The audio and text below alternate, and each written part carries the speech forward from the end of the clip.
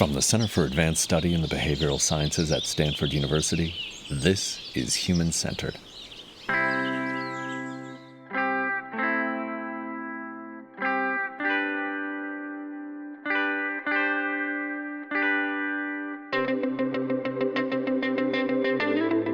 Today on Human Centered, 2016 to 17 CASBS Fellow Jonathan Jansen. Jansen is a scholar of education based in South Africa, where he's a towering figure in the leadership of academic institutions and the discourse of racial politics. He serves as Distinguished Professor in Education at Stellenbosch University, and before that he was Rector and Vice Chancellor of the University of the Free State, as well as Dean of Education at the University of Pretoria. He is President of the South African Academy of Science and past President of the Institute of Race Relations in South Africa. He's the recipient of numerous awards, including the Education Africa Lifetime Achiever Award. In 2023, he was elected as a member of the American Academy of Arts and Sciences. He earned his PhD here at Stanford and holds a number of honorary doctorates. We'll drop several links in the episode notes so you can explore more of his amazing career. Jonathan is known for a leadership approach based on compassion, humility, deep understanding, reconciliation, and unity during complex and difficult times. But he is also known in some circles as a prolific writer. A really, really prolific writer. In this episode, we aim to bring you into this circle by exploring just how and why he writes at a seemingly superhuman pace. In just the past 10 years, he's the author or co-author of more than 15 books, including The Decolonization of Knowledge, Corrupted, Learning Lessons, Decolonization in Universities, As by Fire, Fault Lines, Leading for Change, Who Gets In and Why, Learning Under Lockdown, and Song for Sarah. And let's not forget his numerous articles and regular newspaper column. And of course, there's more coming. We can't wait to add copies of the books Jonathan worked on during his fellowship year here at CASBS to our Ralph Tyler collection. Joining Jonathan in conversation on the practice of writing is 2022 to 23 CASBS Fellow Zimitri Erasmus, a sociologist and anthropologist based at the University of Witwatersrand, also in South Africa, where she conducts research on race and bioethics, as well as microbiomes and what it means to be human. Zimitri is currently working on a book on writing praxis, which makes her the perfect interlocutor for engaging Jonathan on the topic. The two explore how Jonathan finds and matches purpose with audience, how writing is a powerful act of liberation, engaging with the world through expression, writing as a tool for telling and making histories, writing as nourishment, and much more. So let's listen in. So Jonathan, it's just such a pleasure to be in conversation with you again. And what I'd like you to do is to think with me about your work through the prism of writing as a practice, where content, context, craft, and process meet. And your column in The Times, Song for Sarah, and Corrupted, your latest book, are each of a different genre. Each addresses a specific audience and each is accessible to a wide audience. What would you say is different about the craft behind each of these forms? Thank you. As you said, audience and purpose. So when I write my column every Thursday, which I've now done for 15 years or something, I'm very aware of the fact that my audience is a generalist South African audience of people who want to know what's going down in society, particularly with respect to what I write about, which is education. And so I write with that audience in mind, assuming a basic, post-school education, inform people about, people who are informed about state of the country and so on, and trying to say something that connects them to my thinking about complex issues. However, when I write Song for Sarah, I have a completely different audience and purpose in mind. Here, my audience is mothers on the Cape Flats who, despite being stereotyped as, vulgar, loudmouthed, alcoholic, too many children or oversexed and all that nonsense. I try to speak to that particular community to basically present the alternative, or in my view, the truth about, and so I'm expecting that the people who read this book are not very interested in long academic texts, but are interested in a very different kind of writing. And then when I write Corrupted, I think primarily of an academic audience, but again, with a broader public in mind, people with a vested interest in higher education, and so on and so forth.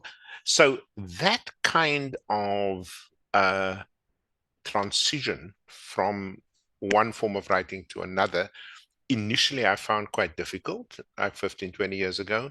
Now it's relatively easy because I do it all the time, but I'm always conscious of the fact, audience, purpose, audience, purpose. Also when I speak, let alone write books, that when I speak in a church or a mosque or a synagogue, it's a very different way in which I approach truth telling than when, for example, I'm in a university seminar. You know what that's like.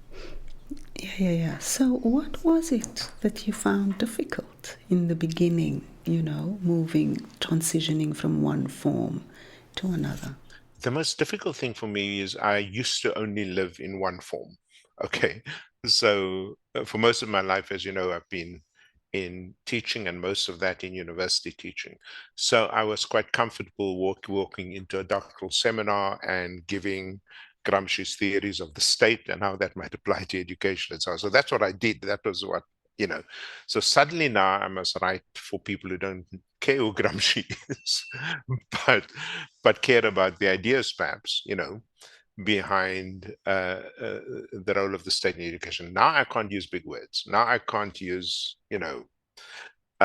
words like theory or epistemology and so on. Now I must translate all of that into a language that people find both accessible but also interesting, and so on and so forth.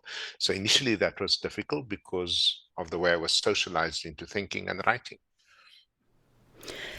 And tell me more about how the structure of Song for Sarah emerged. You have brief chapters, you have your sister Naomi's voice, and you have, extracts from specific poems. Yeah. How did that emerge? Great question. So in my mind, I have a sort of a mental picture of my reader, right? So when I wrote Song for Sarah, the mental picture is Mrs. Fredericks, who lives next door to us, who didn't finish school, but who is intellectually curious, who is fascinated by, the world around her, but doesn't have formal education. Now, I know she's not going to read any book cover to cover, but I know that if I can present the text in a way that mixes some narrative with photography, with, little poems with and so on, that she would find that interesting. She would, and you won't believe the joy I get, because I go to the family home often to speak to Mrs. Fredericks and the neighbors and so on, where I grew up. You won't believe the joy when they said, we so much liked reading this book. We finished it in one sitting. We just sat down and read the book. Now, I know that was thick, dense text, like Corrupted. They would tune out very quickly. So it's again, writing for your audience in a way that they find the reading enjoyable, rather than hard. And what would you say drives you to write? A lot of things. One of the as I think you know as well, one of the dilemmas of being a scholar is you're constantly thinking. So when when I drive home later tonight, I will be thinking about, why is this homeless man standing in the middle of the highway with dark clothing on, with the traffic lights not working, is he not aware of the fact that he is putting his life at risk? So I'm puzzled by that, when I look at students on campuses burning down on a Friday, the very infrastructure they need on a Monday, I am puzzled by that. And so writing for me is a way of basically getting things off my chest, so to speak, of grappling with these things in the public square, and sometimes just taking a point of view, on something, especially when I sense in the academic community that there's ambivalence around things that, in my view, are right or wrong,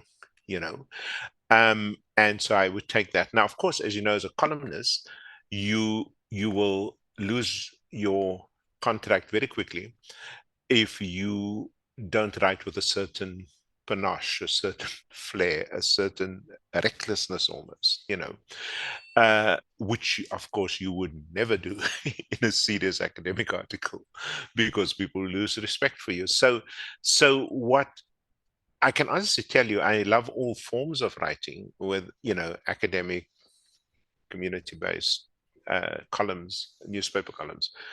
But the thing that drives me most of all is the sheer privilege of sharing your thinking with people in the broader community.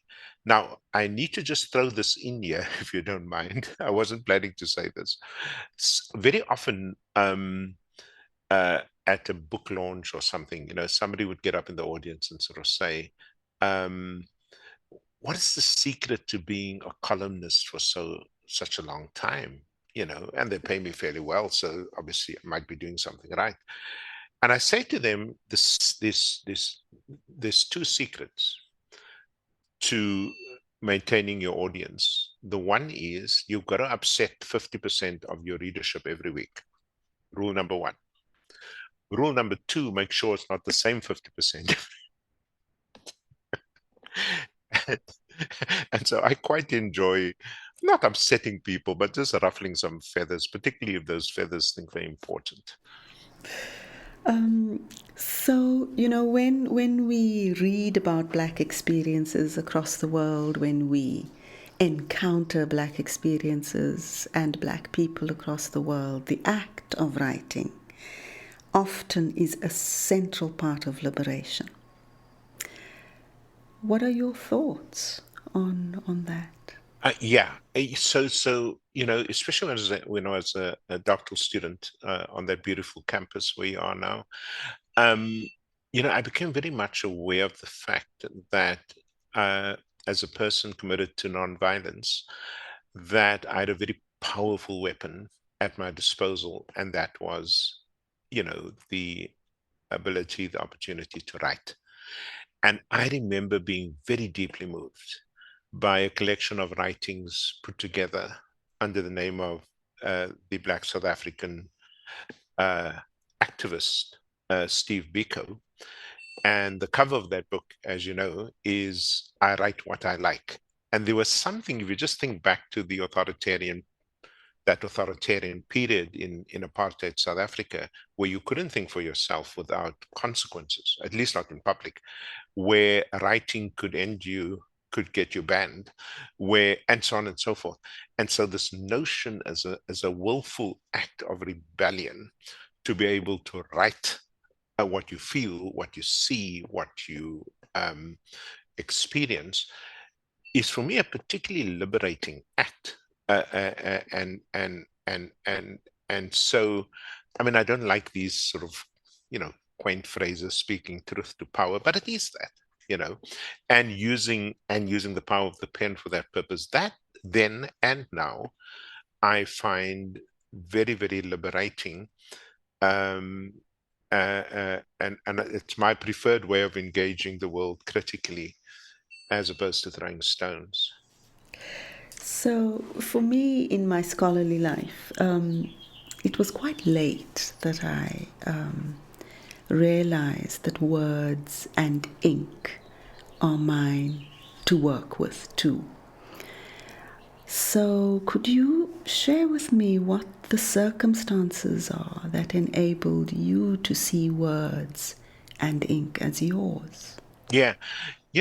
I had um, the good fortune in this context of growing up in a evangelical church community in which there was lay preaching. There was no minister, there was no pastor. So all of us, and in this case, shamefully, just men, you were called on to preach if they perceived you had a gift for it. And I was from the age of 16 already, So I knew that in speaking, in having a voice, that I could express myself on issues of faith, on issues of life, on issues of love, on issues of, um, just living in a way that was very deeply personal, very much a heart issue as much as it might have been a head issue. So I never made this distinction between what I say, what I write, and who I am. For me, it was the same thing.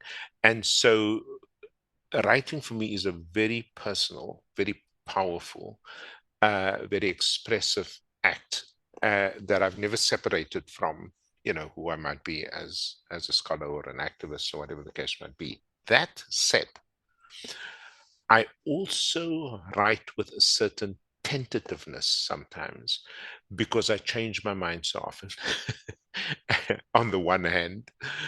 And secondly, because I needed an emotional defense against, especially if you write in the public square, the inevitable criticism, which can be hurtful, which can be personal, which can be quite disturbing at times. And so I don't, even though the writing is mine, the writing is personal, the writing is, real for me. I don't attach to it in a way that if you criticize me, I fall apart. You know, I hold on to it in a different way. I hold on to it in a way that engages the world with the understanding that I might be wrong, but also with the understanding that your argument is with the ideas.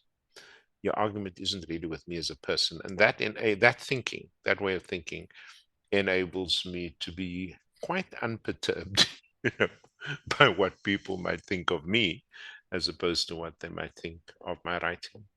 Okay.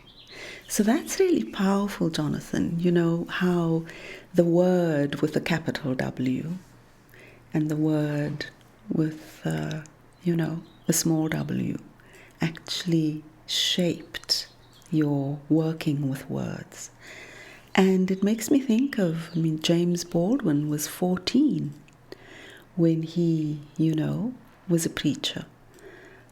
So that's really, really powerful. I didn't know that you were that young Yeah, when when you started speaking in public, in a sense, about, I suppose, about the personal, the political, and the spiritual, because those three were always intertwined. that is correct. And that is why I always found enormous, to this day actually, enormous connection with the prophetic tradition in African American writing, all the way from James Baldwin to, contemporary scholars, thinkers, intellectuals, etc., for whom that distinction we make too easily in South Africa between, the prophetic and the political. We don't think in the evangel of those two things as being the same thing, which is very different from what a Martin Luther King, for example, would have articulated about his faith commitment. So that made a lot more sense to me, as did, you might recall, Black theology, and also more broadly liberation theology in Latin America, and so on. And that saved me from a very narrow fundamentalist, you know, commitment to faith and writing. And the non-attachment that you talk about, Jonathan, how does one cultivate that? Yeah, it is, the um I think one of the things, I just had a seminar today with some postdocs and PhDs and all of that, and just teaching them how to engage the critical, feedback that you receive, whether it is from peer reviewers for a publication or whether it's your examiners for a thesis and so on and so forth, and trying to get them to understand something that is very difficult, as you know, for a young up and coming scholar, that it's actually not you. It's actually not about you. Now and again, it might be when you have an immature reviewer, but mostly it's not. Mostly it's people engaging your ideas, and part of this game, as it were, is to understand that you need to both be involved in and committed to your intellectual work, and at the same time be able to look at it, critically, in a way that doesn't make you feel that the critique of the work is also a critique of your person. Because if you get stuck there, you are not hiding to nothing, and you will not be able to develop. Uh, in other words, how do you? So I had to learn how to take the best out of the critique, and I never ever dismiss out of hand critical uh, uh, feedback on what I write. Never, even when it's coming from a bad place. But I will also not attach to that criticism in a way that can be quite self-destructive, if you don't engage and be distant at the same time. And we know, those of us who write have intricate rituals. Sometimes they fall by the wayside, and sometimes there are periods in which we, really can sustain them. And what are the rituals for you? I love that question. I think one of the things that one of those rituals is that I write every single day, no matter when I was running a university, as you recall, or whether I was dean of a faculty. Every day I would write a minimum of 4 or 5 hours. And I, without fail, most times much more than that. And I get up at 4 or 5 o'clock and I sit. By the time I get to 8 o'clock, I've already done quite a bit of thinking, quite a bit of writing, and so on and so forth. And then when I get home at night, apart from the fun stuff with family and friends, I then sit down for another 2, 3, 4 hours and just write. Now, here's the thing. When it becomes a habit, when it is something that gives you joy, let me go back to my book launch questions. So I go to a book launch, and without fail, somebody says, Professor Jansen, where do you get time to write all these books? And then I have a stock answer to that. I say, I only love two things in life. As you can see from my circumference, I love eating. And secondly, I love writing. And nobody has ever asked me where I find the time to eat. Okay, so that's the place of writing in your life. It's like eating, it's nourishment. Yes, the thing, one of my postdocs is a very accomplished classical pianist, even though her research is on higher education. And, she said something the other day, and I use that example very often, that if you're going to be at the top of your game as a classical pianist, you have to be at that piano for hours, practicing. What you see, as you know, in the orchestral performance is something that just sounds like perfection. But the hard work to get there, So when a book comes out, or even a column, people don't see the 15 different rewriting or revisioning, of what you write. I've never written a book that I haven't rewritten at least 15 times. And that's at a minimum. But again, it fulfills something deep inside you.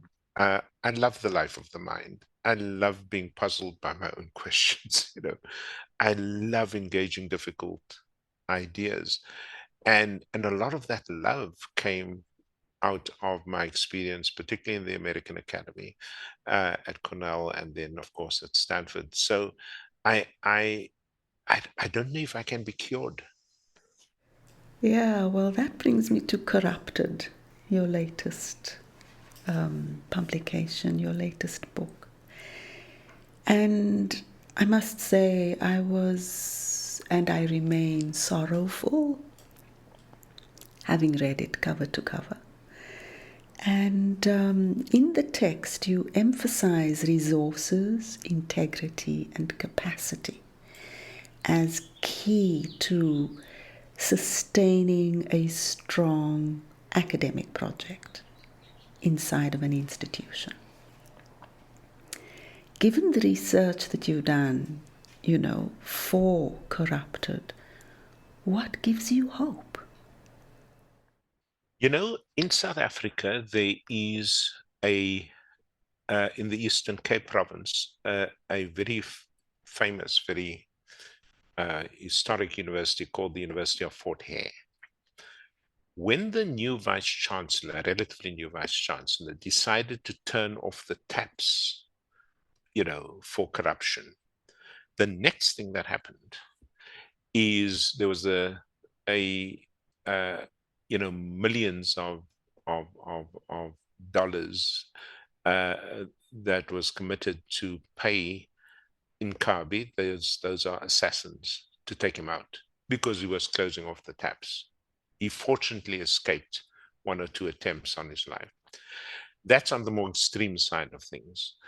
But there are many other ways in which ordinary South Africans take a stand against corruption and say enough is enough. We care about the universities in this country. We care about the hospitals in the country. We care about, public housing, etc., etc. And we will not allow this minority of dangerous and venal people to take away the hope that South Africa promised the world when Nelson Mandela stepped out of prison and we had our formal democracy in 1994. That gives me hope.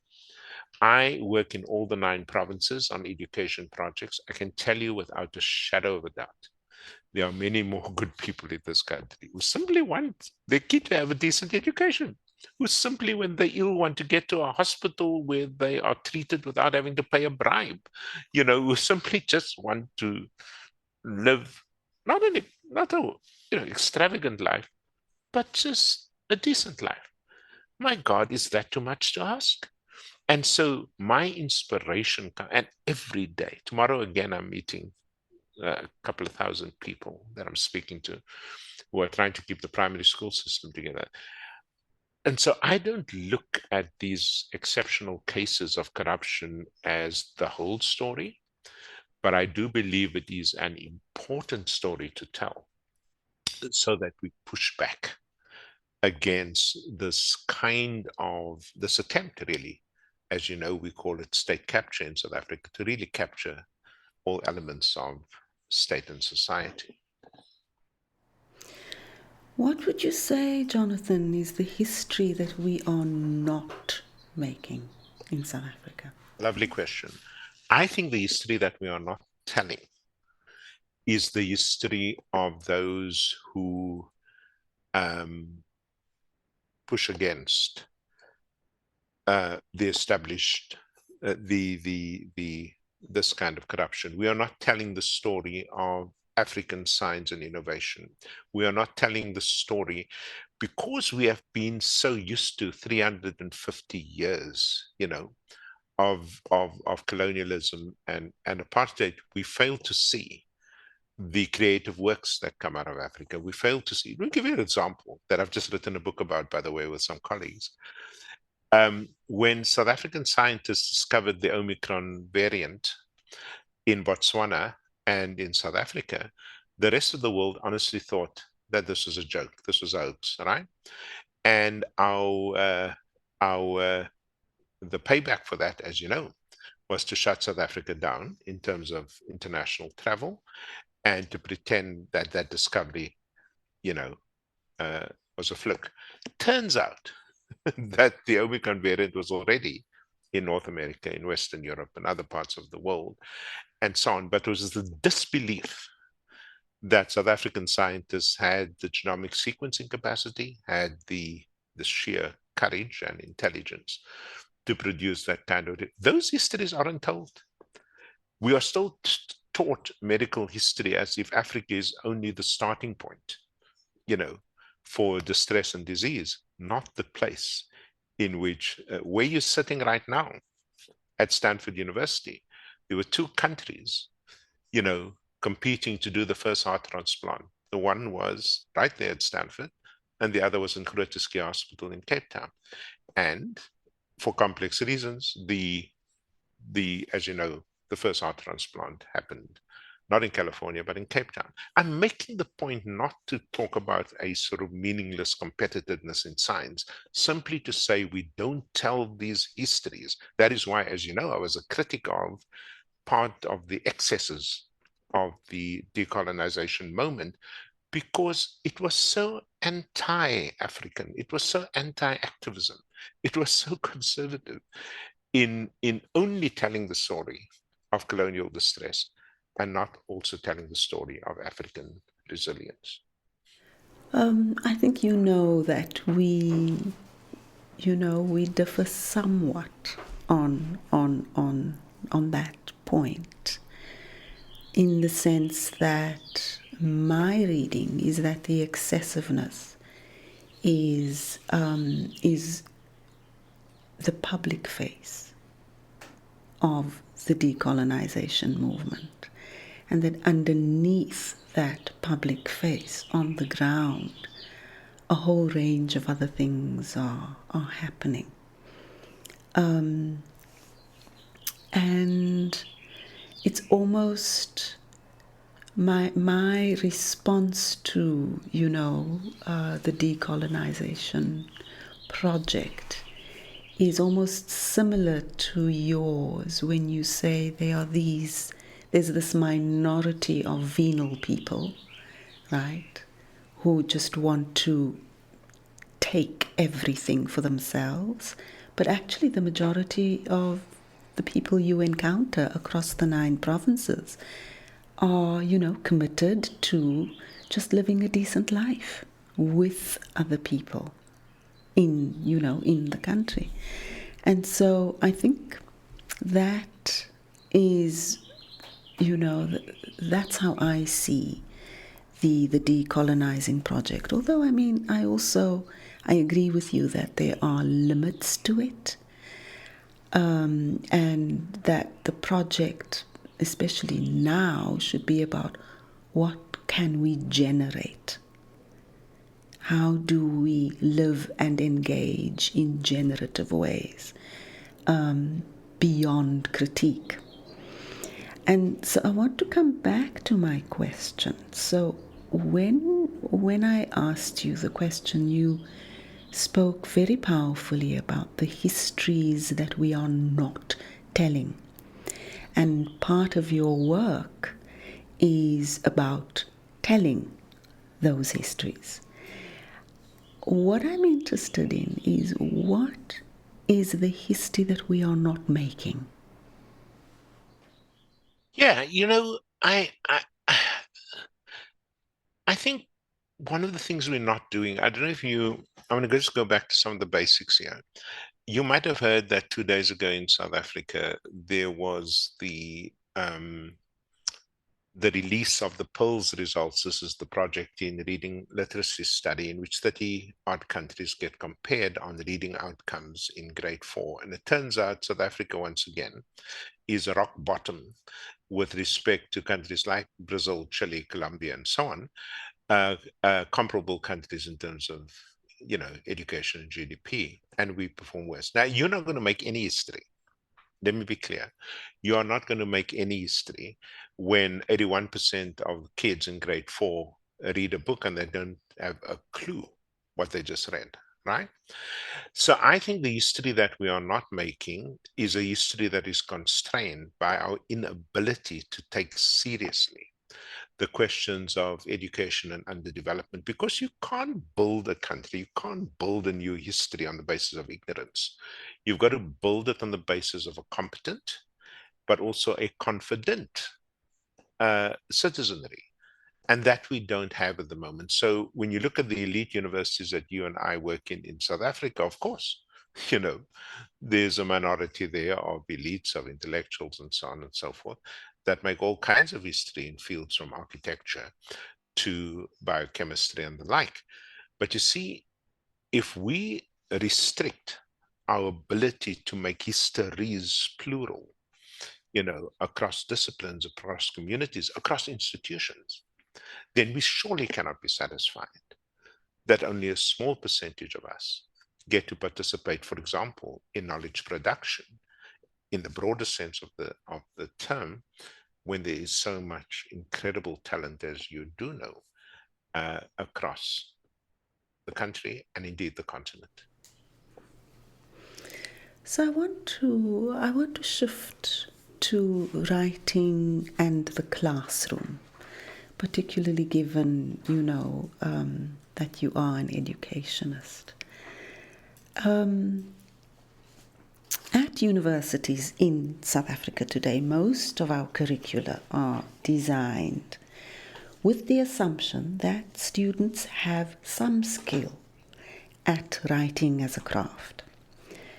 Could you share your thoughts on this common assumption, the places from which this assumption might come, and its implications for encouraging and expanding writing as a lifelong practice in the way that you live with writing? Yeah, wherever I've worked in universities and indeed in some schools, I've always offered writing classes to this day, simply because of the enormous talent we will never see unless we allow students to take pen to paper or fingers to computer, whatever the case might be. Now, here once again, don't the reason we're not winning this game with respect to writing is that writing is very often for students an academic obligation, as opposed to a joyful way of expressing yourself. And while we retain that both in the formal curriculum, but also, just in the way schools are organized, that you must write in a long essay in order to pass the exams, forget it. It's not interesting. It's not self-induced. It can be penalized if it's wrongly written.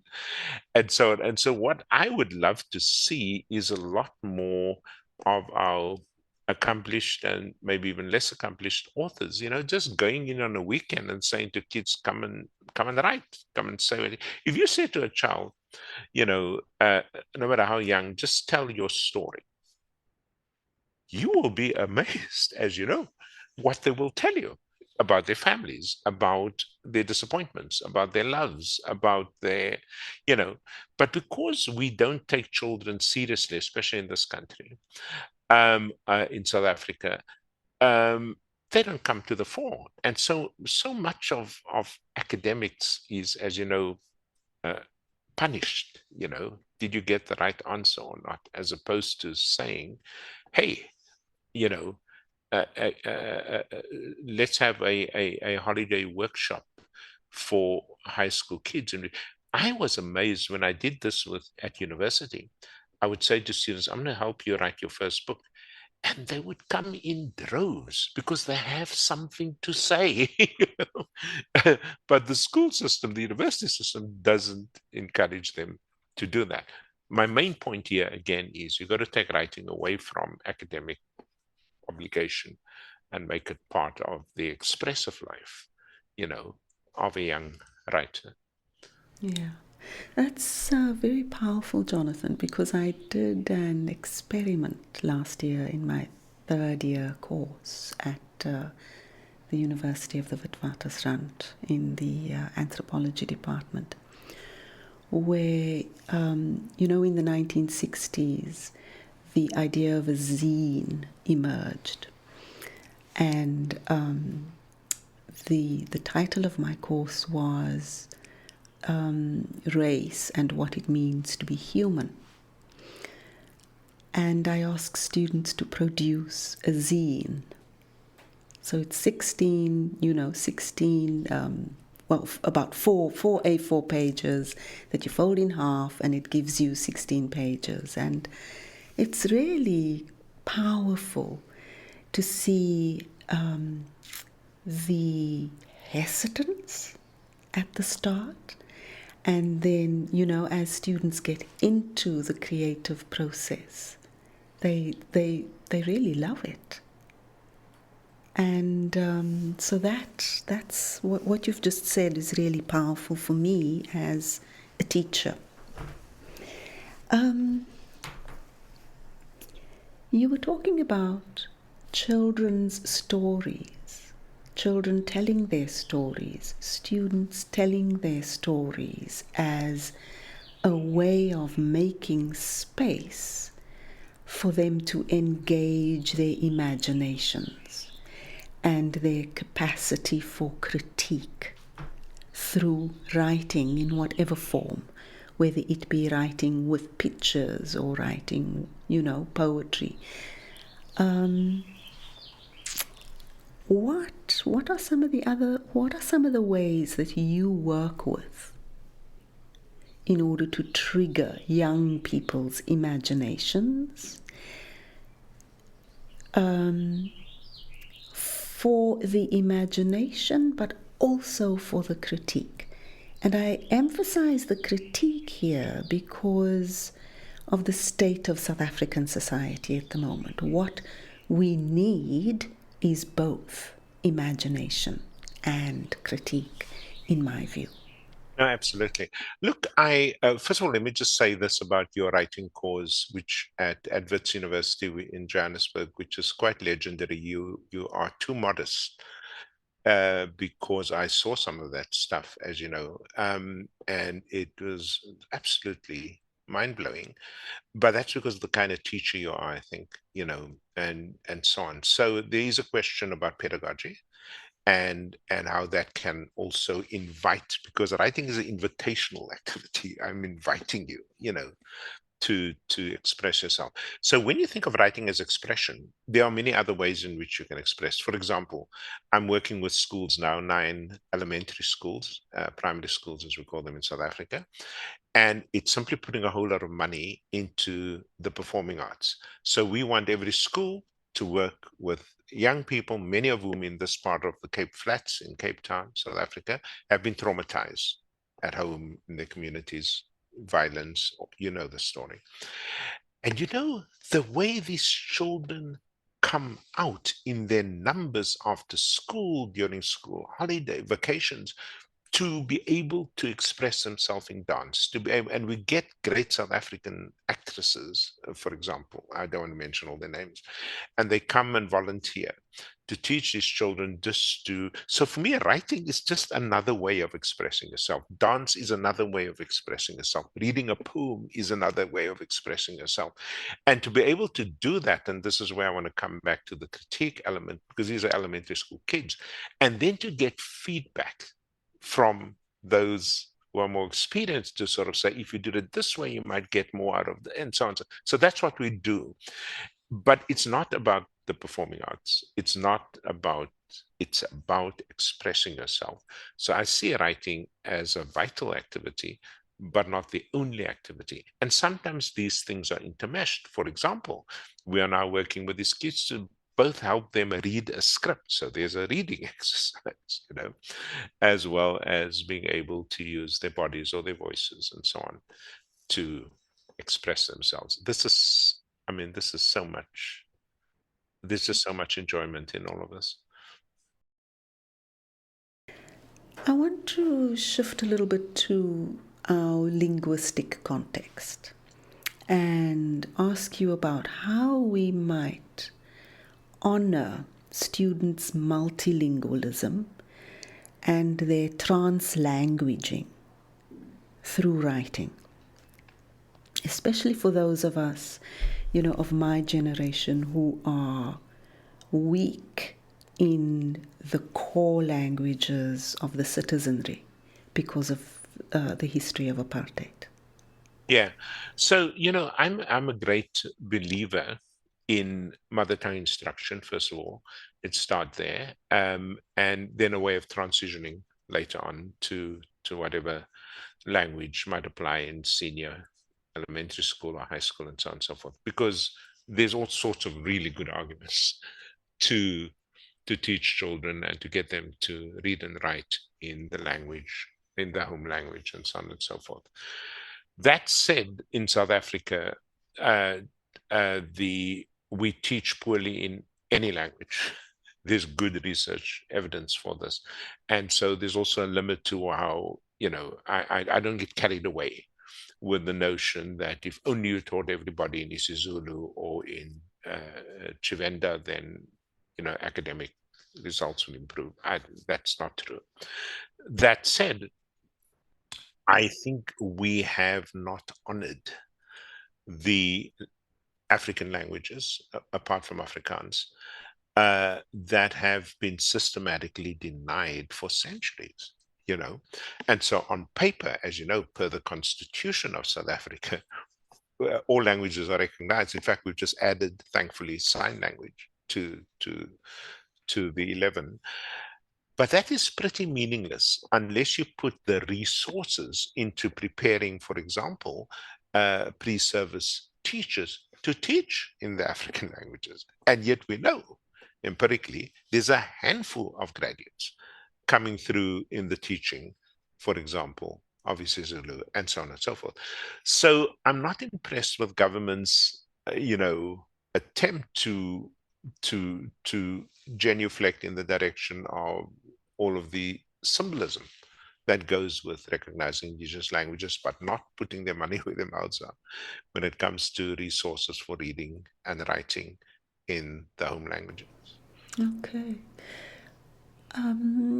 There might be ways, Jonathan, that we could work in our postgraduate classes with honoring, multilingualism.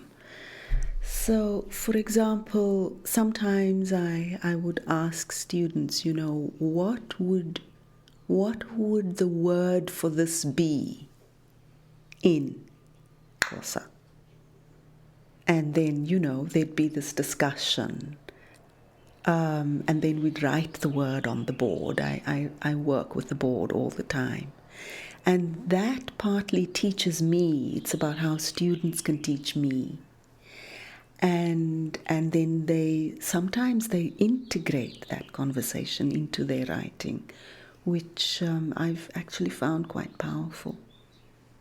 Yeah, and I mean, I take your point, and in fact, just before we connected this evening, Nomfuneko, my one of my student assistants, I was just playing my favorite isiXhosa song, which is it's a hymn really called Liza Lisindingalaka, which is actually was composed by a great African intellectual, Tio Songa, and while I understood the meaning of the song, she could give it cultural and historical and other kinds of context which I didn't have.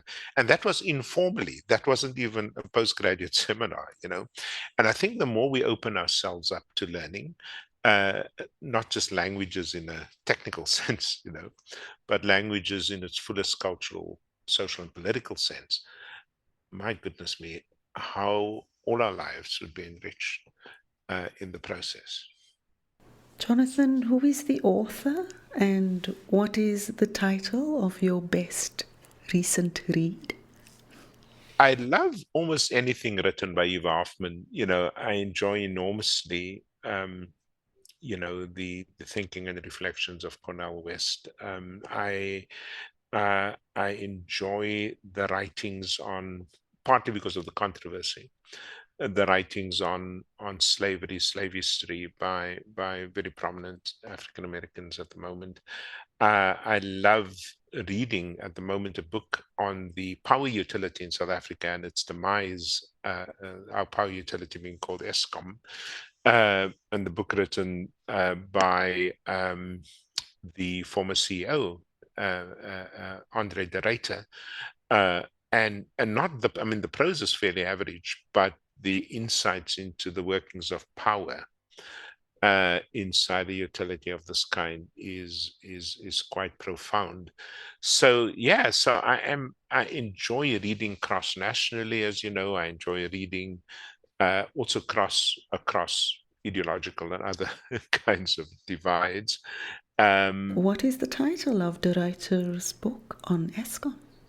Truth to Power or something like that is the subtitle, which of course is a lovely pun. A closing thought on writing as praxis, Jonathan? Here's the trick. In the hour and a half, whatever it was, that we were talking, I literally have 7 research teams as we speak, working on drafts of different books that we're working on. I can call them right now and you'll know what they're doing. Okay.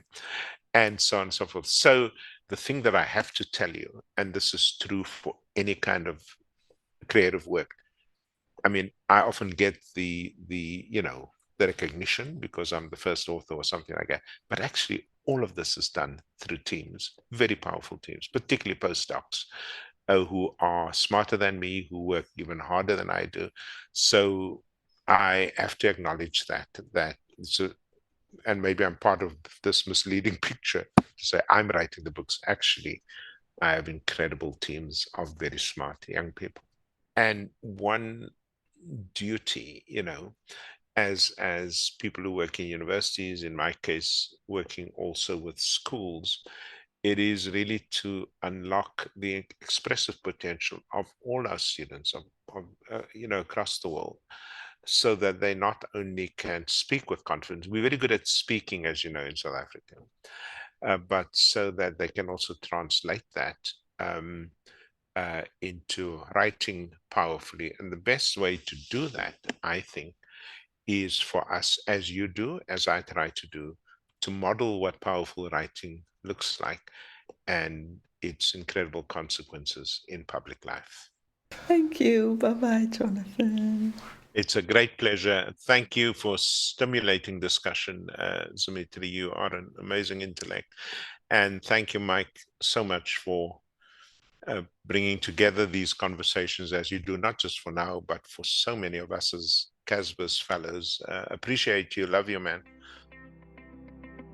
That was Jonathan Jansen in conversation with Zimitri Erasmus.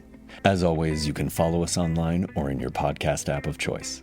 And if you're interested in learning more about the Center's people, projects, and rich history, you can visit our website at casbs.stanford.edu. Until next time, from everyone at CASBS and the Human-Centered team, thanks for listening.